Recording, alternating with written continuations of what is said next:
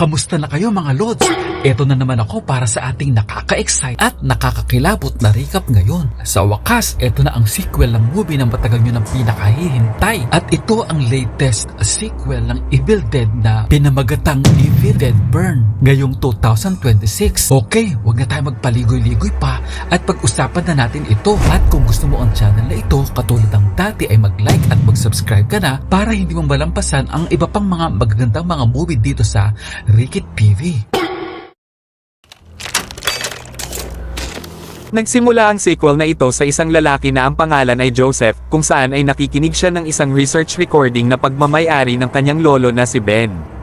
At sa recording ay sinabi ng lolo niya na member ng Wise Men sect ang tungkol sa kanyang research ng isinumpang libro na tinatawag na Necronomicon, na kilala bilang libro ng kamatayan, at habang nagre-research ang kanyang lolo ay aksidenteng nabasa ng mga miyembro ng sekta ang 4 na sumpang mga salita na nakapagpalayan ng pinaka-nakakakilabot na Diablo, at sa gitna ng malagim na pangyayari ay nagawang mahanap ni Ben at ng kanyang team ang isang heirloom na maaaring magtaboy sa Diablo upang maibalik ito sa impyerno.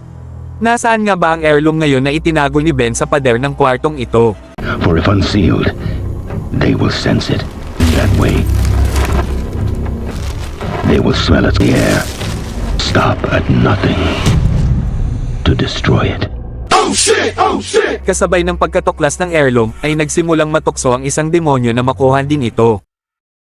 Pagkatapos ay ipinakita ang dalawang magkaibigan na mahilig sa pangingisda na sila Jared at Leo na ginugugol ang kanilang bakasyon sa lawa.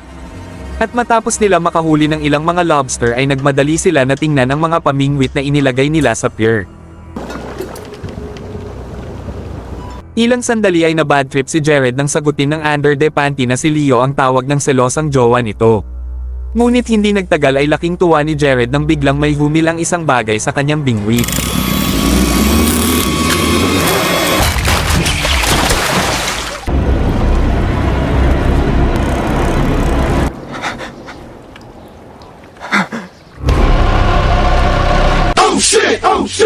Akala ko hito na may balbas, at laking gulat ni Jared nang makita niya ang pugot na ulo na oblak at lagas na buhok na nahuli ng kanyang bingwit.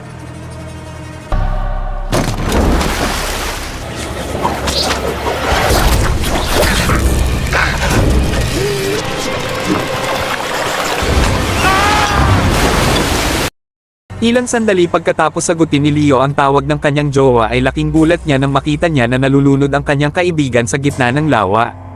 Kaya agad siyang sumibat upang tulungan si Jared.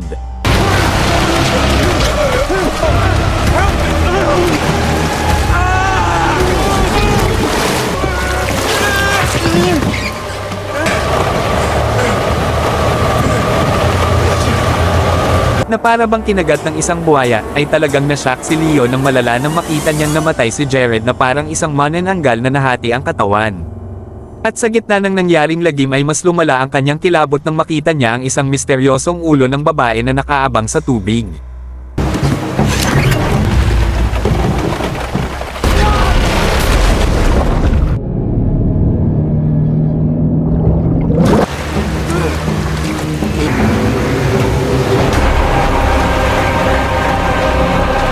At sa hindi inaasahan ay ito pala si Jessica na alam natin na inaalihan ng Diablo na Kandarian sa Evil Dead Rise. Pagkatapos ay ginamit ni Jessica ang kanyang kapangyarihan upang patayin si Leo.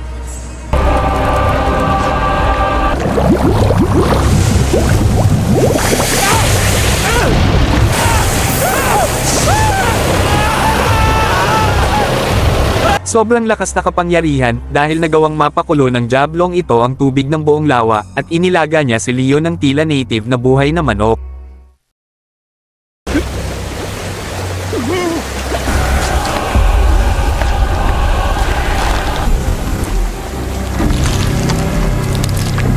At pagkatapos maitino lang manok si Leo ay dahan-dahan siyang naglakad papunta sa highway. At pagkatapos ay nanatili siya doon hanggang sa dumilim na ang gabi. Sino sa palagay mo, Lods, ang hinihintay ng Diablong ito? Puwet kaya na may dukit at bornik?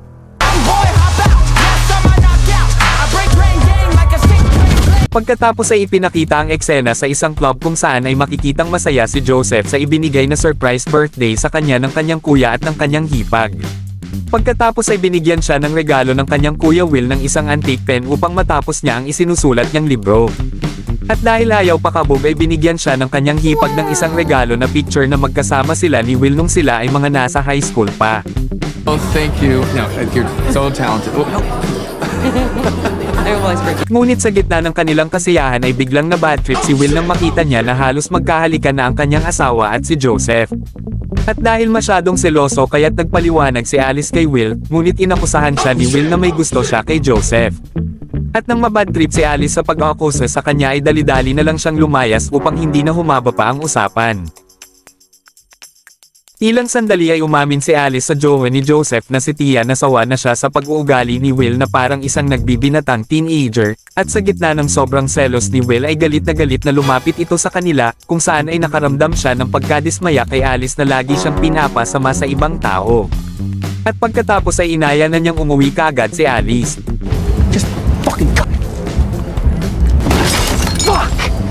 At nang magwala na si Will na parang isang bata, at dahil sawa na sa kanyang pag-uugali ay sumama na lang si Alice kila Tia.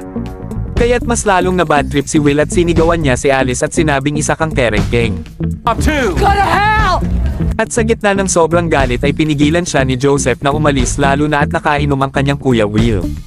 Ngunit dahil sa tindi ng galit ay wala na siyang pakialam sa sinabi ng kanyang kapatid.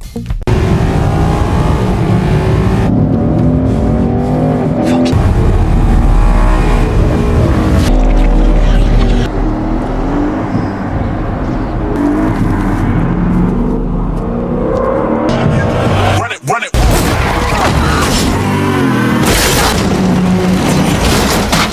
Oh shit. At lumalabas na tila siya talaga ang hinihintay ng Diablo na dumaan sa highway. At ilang sandali si Will na nakabaligtad at nasaktan ay bigla niyang nakita ang nabunggo niyang babae. Call 911.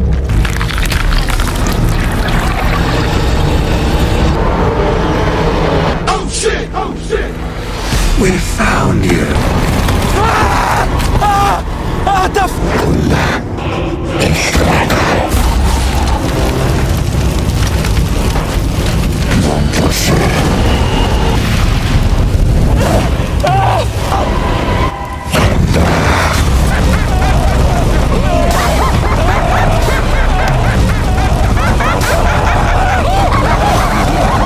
Sobra talagang nakakakilabot at pagkatapos sabihin ng 4 na sumpang spell ay namatay na si Will dahil sa pagkasunog ng kanyang kotse. At pagkatapos ay dito na nag-umpisa ang movie ng Evil Dead Burn.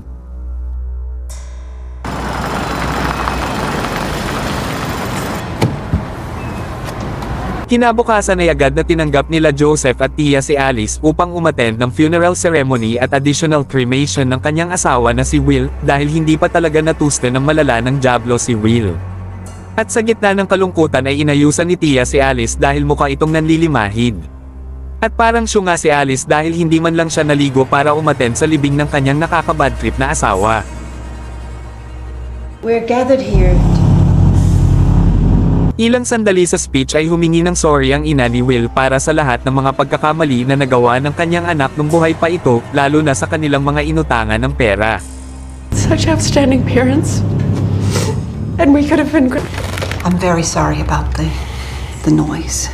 At nang imbitahin ng MC si Alice na mag-speech para sa asawa ay agad siyang tumanggi dahil nag-aalangan siya.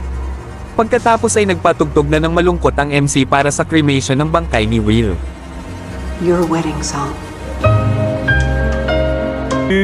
Des orages folles, plus rien au monde, aube claire jusqu'à la fin.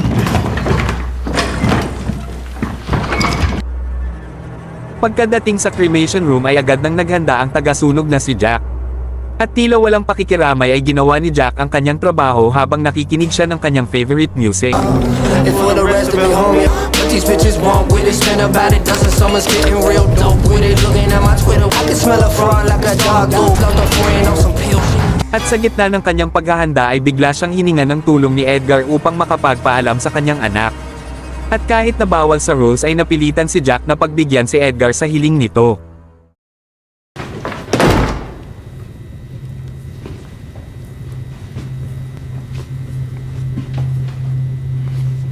At sa gitna ng pagdadalamhati ay laking gulat ni Edgar na makarinig siya ng tila kumakalabog na tunog sa loob ng kabaong na para bang nabuhay na muli ang kanyang anak.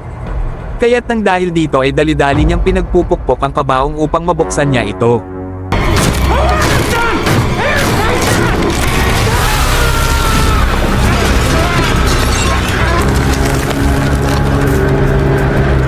Oh shit! Oh shit! At nasyak siya ng malala nang makita niyang biglang tumayo ang nasusunog na bangkay ng kanyang anak. Hanggang sa dumating si Jack.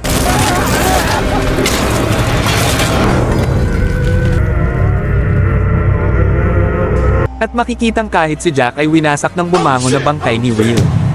Ano na kaya Lods ang nakakakilabot na mangyayari kay Edgar matapos siyang mahawakan ni Will?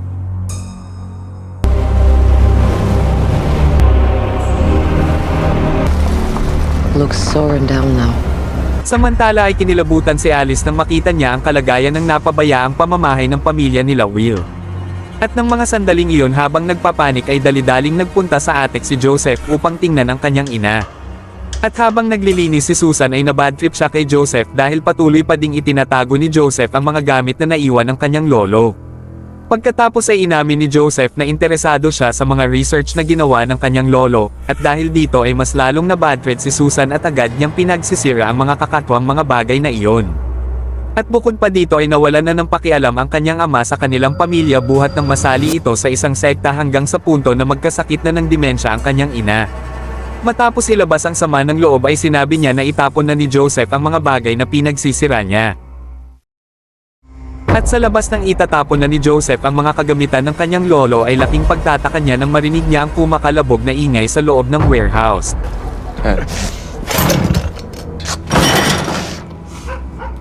At nang makita niya na nagdadabog ang kanyang ama nang wala namang dahilan ay sinabi niya dito na wala ng gas ang lawnmower.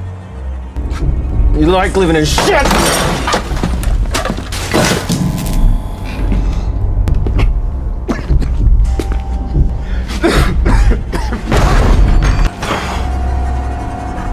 At nang magsasalin na si Edgar ng gas ay laking gulat niya nang marinig niya ang boses ni Will na humihingi ng tulong. Ngunit nang tingnan ay may nangyari na naman na kakaiba. At sa gitna ng kakaibang pangyayaring iyon ay nagpanik si Edgar nang makarinig siya ng isang misteryosong boses na nagsabi sa kanya na sumurrender ka na sa Diablo.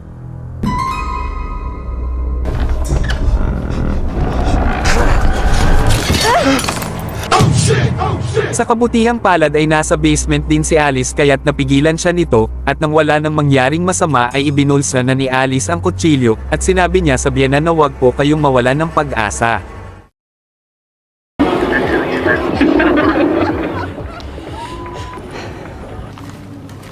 Makaraan ng ilang sandali matapos nilang alalahanin ang tungkol sa kasal nila Will at Alice ay nagsagawa sila ng isang dinner. Ngunit ng mga oras na iyon ay biglang lumala ang kakaibang pag-uugali ni Edgar, pagkatapos ay sinabi ng balo ng si Alice ang kanyang mga plano na umuwi na lang sa kanyang mga magulang at ibigay na lang kay Susan ang restaurant business nila ni Will. At sa gitna ng mga sama ng loob ay naalala ni Alice ang masamang trato na ginawa sa kanya ni Will nung nabubuhay pa ito.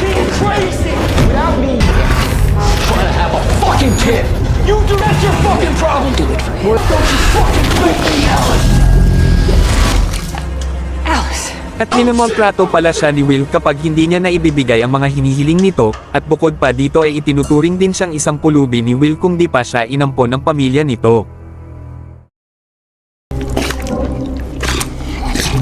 Ilang sandali dahil hindi matanggap ni Edgar ang nangyari sa anak ay agad niyang sinisi si Joseph at Alice dahil hinayaan nila na mag-drive kahit na alam nila na lasing si Will. Kaya't dahil dito ay nasali sila sa isang mainit na pagtatalo. We tried. Okay, I did it. That doesn't on business. You don't know anything.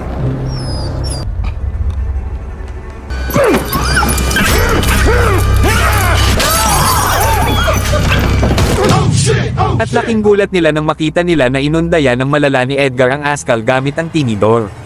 Nang makita na nangingisay si Edgar ay dali-dali siyang isinugod nila Joseph at Tia sa pinakamalapit na health center.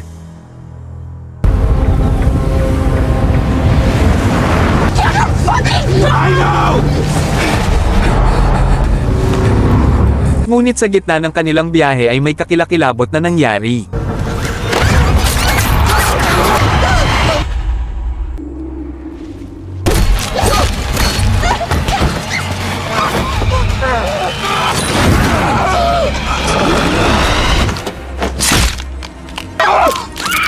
Sobrang lala dahil biglang bumangi si Edgar nang saniban siya ng Diablo. Matapos tirahin si Joseph ay gigil niyang pinagtangkaang patayin si Tia, nang makita ito ay dalidaling tinutukan siya ni Joseph ng baril nang tigilan na niya si Tia. Shoot me. Shoot me.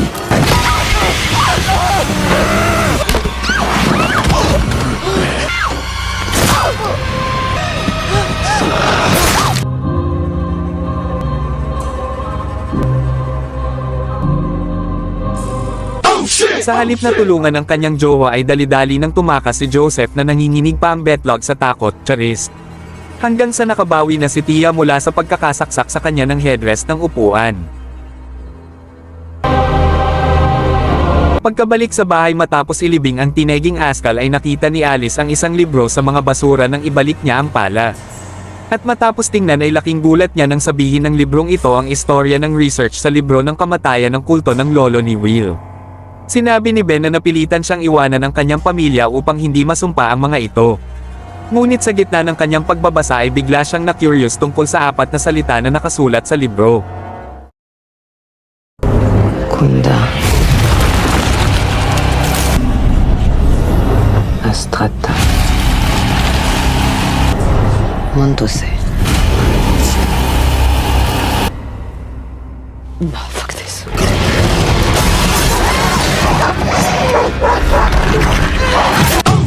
Sa kabutihang palad ay hindi nabasa ng mabuti ni Alice ang mga spell, ngunit laking gulat niya nang bigla siyang atakihin ng bangkay ng aso na kalilibing lang niya kanina. Samantala ay pinagtatago na ni Susan ang lahat ng mga matatalim na mga bagay upang wala nang masama pang mangyari. Ngunit biglang napatingin siya kay Alice nang marinig niya ang natatakot na boses nito. Ilang sandali ay biglang dumating habang shock na shock si Joseph, ngunit bago pa man nila matanong ito kung ano ang nangyari ay laking takot nila nang makarinig sila na may taong paparating.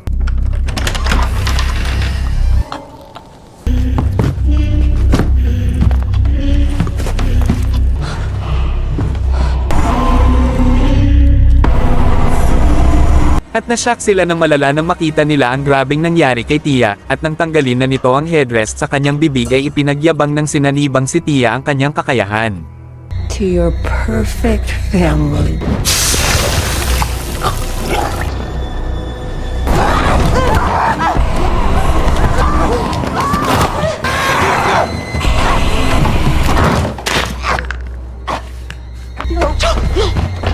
At pagkatapos ilak si Tia sa basement ay nagkandara pa sila sa pagtakas, ngunit paglabas ay laking gulat nila nang makita nila ang lumalang si Edgar na kasama ang tinegi niyang alaga na sinaniban na din ng Diablo.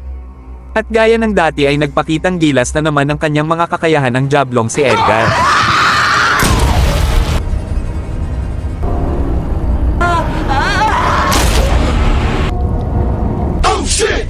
Makikitang buhay pa din si Edgar matapos niyang bengbingin ng ilang ulit ang kanyang ulo. Nang mapagtanto na hindi na si Edgar iyon ay dali-dali na silang pumasok at pinaghaharangan na nilang lahat ng mapapasukan sa bahay.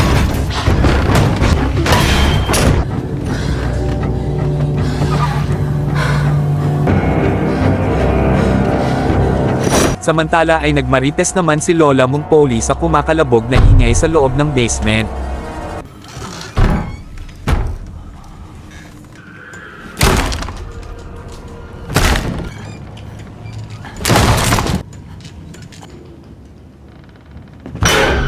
Nang makita na papalapit na ang matanda ay dalidaling niloko ni Tia ito upang buksan nito ang pinto.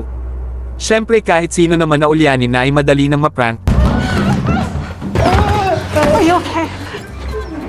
At nang malaman na napakawala ng matanda si Tia ay agad na nagpanik sila Joseph at Alice nang makita nila na nagsasaboy ng gasolina si Tia sa buong bahay, at sa gitna ng kanilang takot ay sinabi ni Joseph na dalhin na ni Susan si Lola Mong Polly sa attic.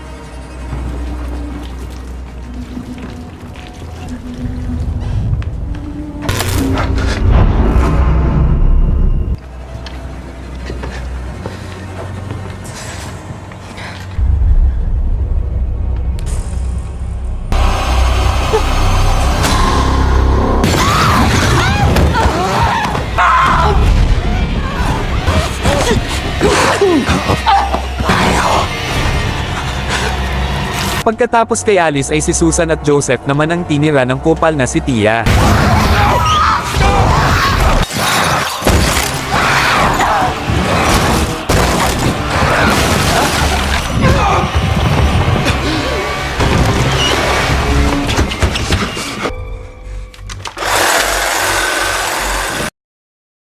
Nang makita ni Tia na palaban na ngayon ang duwag na si Joseph kaya't sinubukan niya ang tapang nito.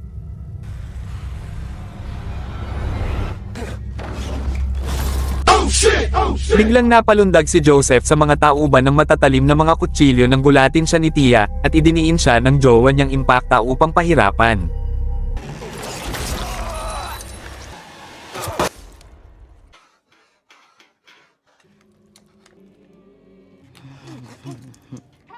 Natuwa si Tia nang makita niya ang katapangan at pagpalag ni Joseph kaya't inuna na muna niyang tirahin ang mudra nito.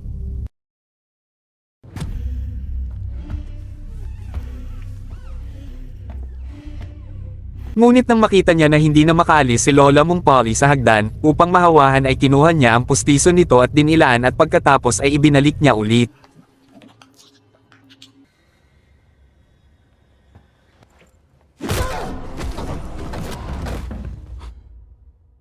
At sa hindi inaasahan ay bigla siyang hinampas ni Alice ng prosthetic leg ni Lola Polly.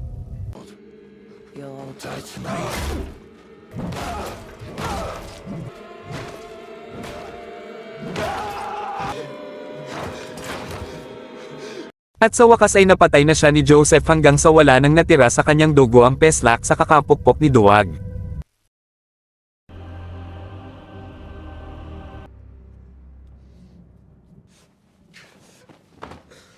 At sa gitna ng kaba at takot ay nakumbinsi na si Joseph na ang lahat ng lagim na ito ay may kinalaman sa sacred dagger na nakita niya sa attic, kung saan ay ayon sa journal ng kanyang lolo na ang dagger lang na ito ang maaaring maging panlaban sa lagim ng jablong ito.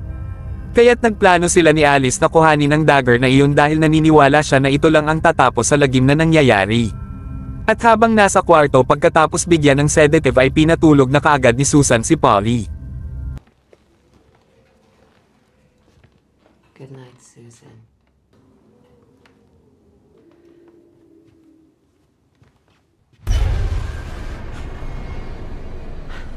At sa gitna ng kakaibang pangyayari ay nilinlang siya ng sinapian na si Lola Polly na mabubuo ulit ang kanilang pamilya basta't papasukin lang niya si Edgar. At agad siyang sumunod kay Lola Mong Polly.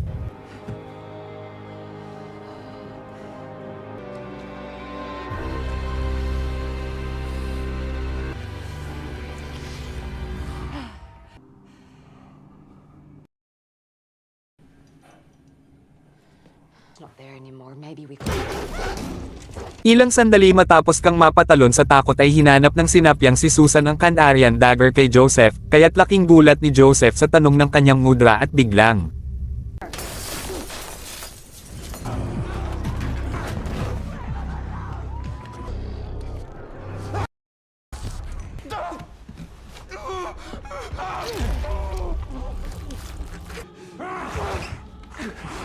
Once we have the dagger.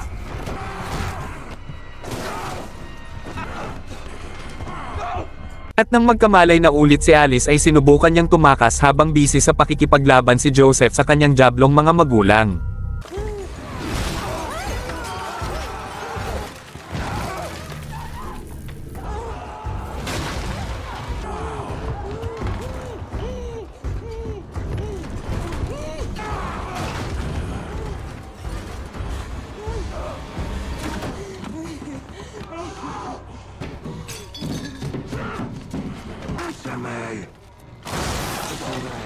At sa gulo ng sitwasyon ay dalidaling sinabi ni Joseph na hanapin agad ni Alice ang dagger bago pa ito makuha ng Diablo.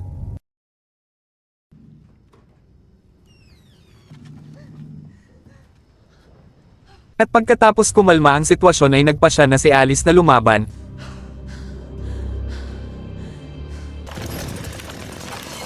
At matapos niyang maghanda ay dalidali na niyang hinanap ang dagger sa attic.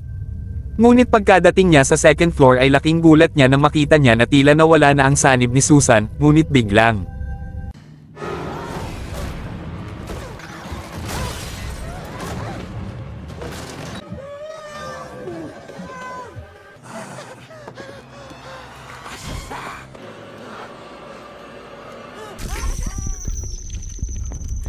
Parehong nakakakiliti na masakit ng tusukin ng pluma ang tenga ni Alice.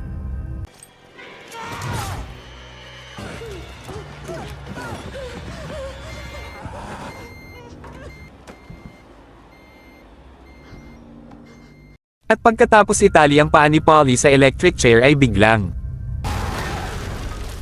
At nanghina si Susan nang makita niya na nahulog na tila pusa na naglalampong mula sa bubong si Joseph. Hanggang sa habulin na sila ni Edgar, kaya't dali-daling niyang hinila si Susan.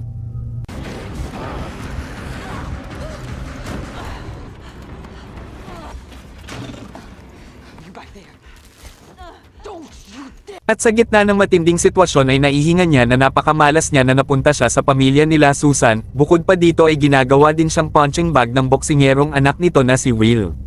Sinabi ni Alice na deserve niyo yan, Charis. At matapos sabihin ang kanyang nararamdaman ay nagmadali siyang butasan ang bubong ng banyo nang makapunte siya sa attic. Ngunit bigla na namang sinapian si Susan. Just when you think you're safe. And Will. You are my dead button!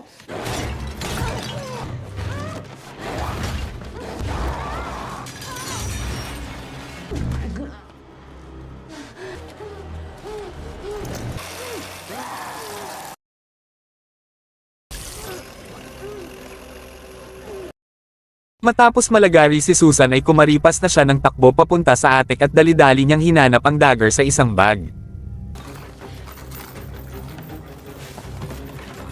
Never will. Let me end your miserable life. I know where the dagger is. Oh. Anyway. At nang makita niya na si Joseph na ang sinapian ng Diablo ay agad niyang pinagsasaksak ito ng ilang ulit ng mga panaksak dahil hindi niya alam kung ano talaga ang itsura ng tunay na dagger. Wise man is dead. Told you it's not here.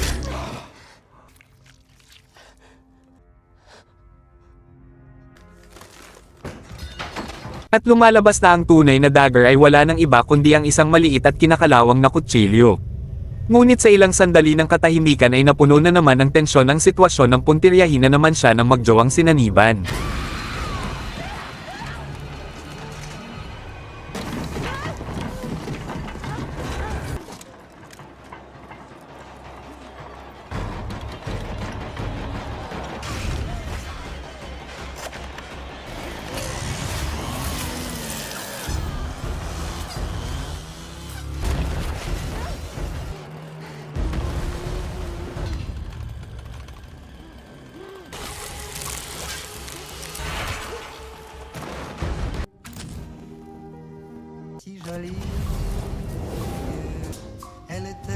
Sa wakas sa pamamagitan ng mapangahas na diskarte ni Alice ay nagawa na niyang tapusin ang nakaka-bad trip na pamilya ng kanyang kupal na asawa.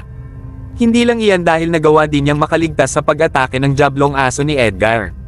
Ngunit sa gitna ng kanyang panghihina at kawalan ng lakas ay biglang. Sino ba ang nakakaalam kung saan nanggaling ito, at laking gulat ni Alice nang makita niya ang nakakakilabot na itsura ni Will na mukhang isang taong uling. Pagkatapos ay sinabi ng Diablo sa katawan ni Will na ibigay na ni Alice sa kanya ang dagger.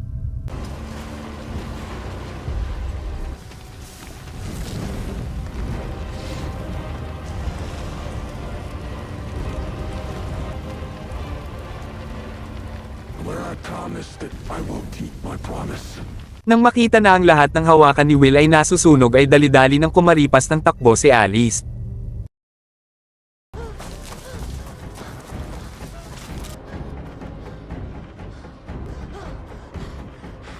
At pagkarating niya sa isang construction project ay sinubukan niyang humingi ng tulong ngunit wala namang tao doon.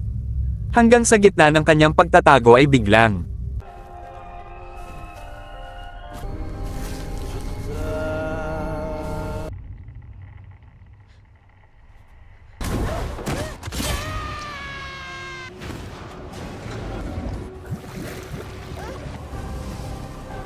At nang bumagsak siya sa isang malaking hukay ay agad na inihulog ng uling na si Will ang hose ng mainit na aspalto sa hukay upang tapusin na si Alice.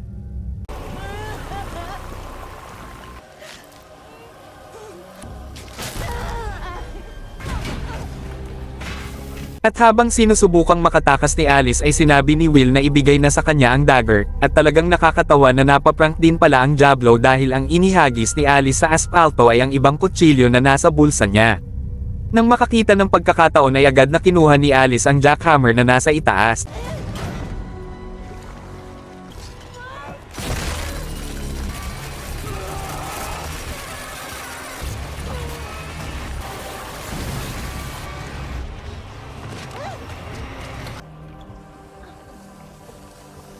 At dahil sa kanyang kasyangaan ay na-jackhammer siya ni Alice at naihulog sa kumukulong espalto at pagkatapos ay dali-dali nang umakyat si Alice.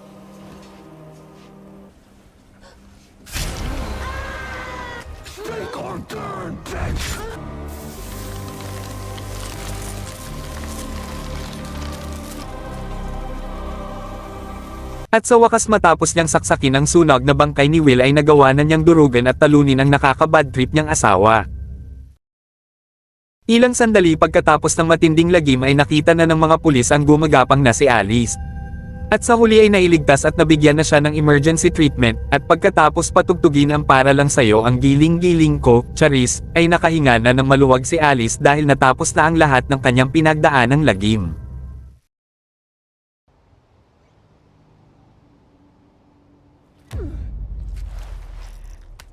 Kinahaponan si Lulumong Polly na nagawang makaligtas sa sunog ay makikitang gumagapang sa kalsada na tila isang alimango ay naghahanap ng kanyang mabibiktima.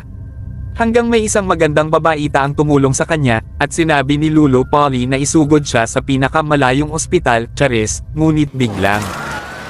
At talagang nakakakilabot dahil ngayon ay naikalat na naman ng Diablo ang virus sa ibang tao. Samantala sa crematorium ay sinabi ng naka-duty na si Helena sa kanyang anak na babae na huwag mong hahawakan ang mga lalagyan ng abo na iyan. Ngunit pagkaalis ng kanyang mudra ay inalogolog ng pasaway ng malditang ito ang urn ni Ellie, at pagkatapos niyang alugin ang urn ay biglang lumitaw ang sinanibang si Ellie sa movie na Evil Dead Rise.